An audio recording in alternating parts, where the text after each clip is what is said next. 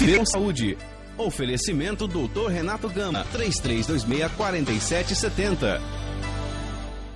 Doutor Renato, bom dia, tudo bem? Tudo bem, Bem-vindo. Obrigado. Saúde também é prioridade. Isso mesmo. E as pessoas têm muito pouco conhecimento sobre a sua própria saúde. Num país desse, nós vivemos um caos, o senhor acompanhou o nosso programa, em todos os setores, são leis que são criadas, mas não tem estrutura nem planejamento para que seja uma cadeia de implementação das coisas.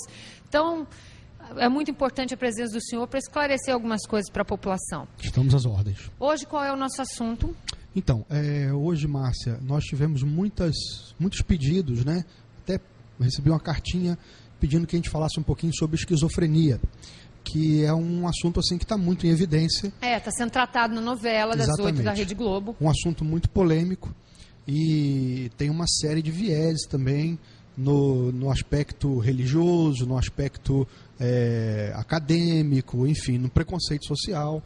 Então nós conversamos com o pessoal da tua produção e eles fizeram algumas perguntas para o pessoal na rua a respeito das dúvidas que as pessoas têm. Conversaram um pouquinho sobre essas dúvidas e estou meio curioso aí de saber o que foi perguntado. E vem bem a calhar hoje que a gente trata também de uma questão de discriminação, que nós observamos dentro do Estado que deveria promover, né, realmente essa integração. Vem um assunto que vem a calhar, esquizofrenia. Está sendo tratado na novela, as pessoas conhecem mais, as pessoas sabem que quem tem doença mental é muito discriminado no nosso país e é perfeitamente controlável em alguns casos. Então vamos saber o que as pessoas perguntaram nas ruas.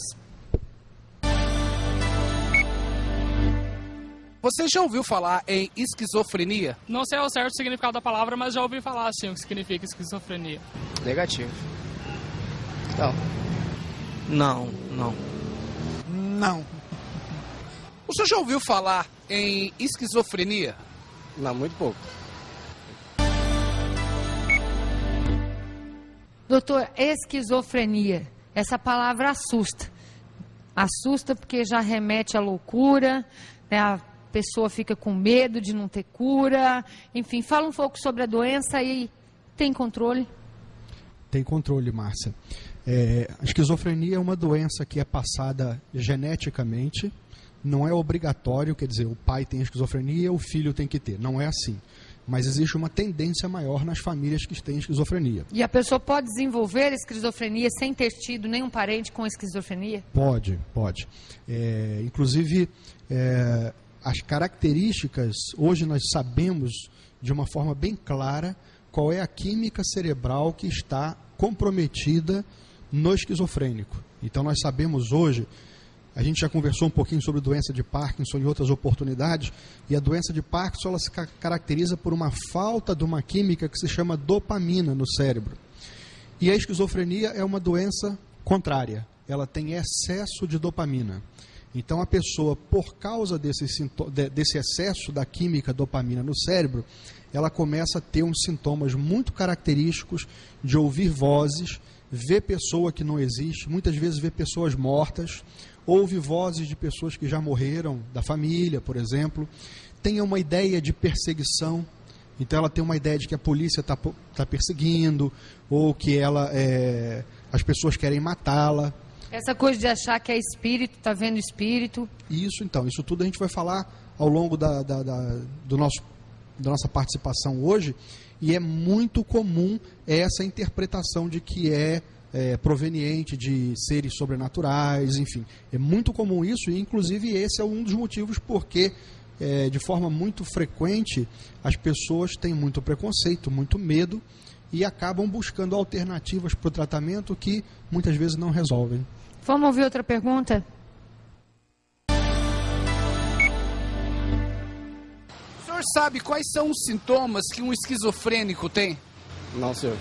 Não sei. Não faço a menor ideia também. Não sei não. Não sei responder não, hein? Olha, cara, essa parte de esquizofrênica aí é menos discutida no Brasil, acho que tá acontecendo agora, né? Você não vê muito falar nisso, é mais na televisão, mas em público assim você não vê muito. Posso te falar.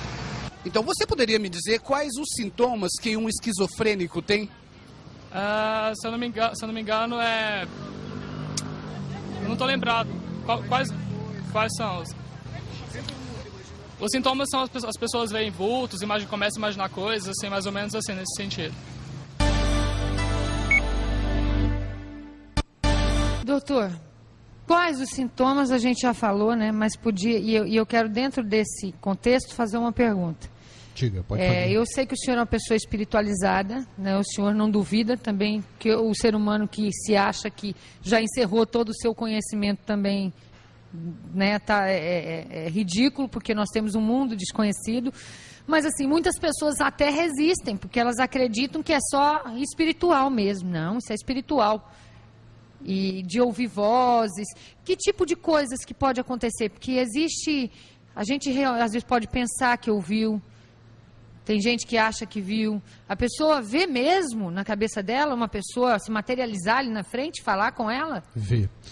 Dependendo da gravidade do quadro, isso é um que a gente chama de quadro psicótico, né? A esquizofrenia é a principal doença que se manifesta pela psicose, mas não é a única. Por exemplo, o deprimido, ele pode ter um estágio tão avançado de depressão que pode também começar a ouvir vozes, ver pessoas. Uma coisa muito interessante, Márcia, já que você tocou nesse assunto de religião, é que o esquizofrênico, principalmente um tipo de esquizofrenia que chama esquizofrenia paranoide, ele tem essa ideação de que ele é uma pessoa que ele não é.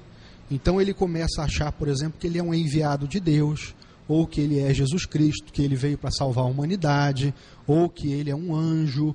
Então isso é muito frequente e é um sintoma.